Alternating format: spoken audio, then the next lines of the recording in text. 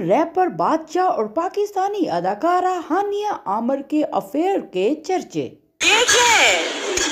क्या है? ये तो तुमने ऑर्डर किया लाके। हाँ वो तो ठीक है। अच्छा वो जो नीचे दे रखा है। ये क्या है? मुझे नहीं खेलना। मैं जा रही हूँ। वापस डाले सारा कुछ। किस हाल ही में दोनों ने अपने सोशल मीडिया पर तस्वीर और वीडियोस अपलोड की हैं। ये तस्वीर दुबई की हैं। इन तस्वीर के बाद हर तरफ रैपर बादशाह और हानिया आमिर के चर्चे हैं।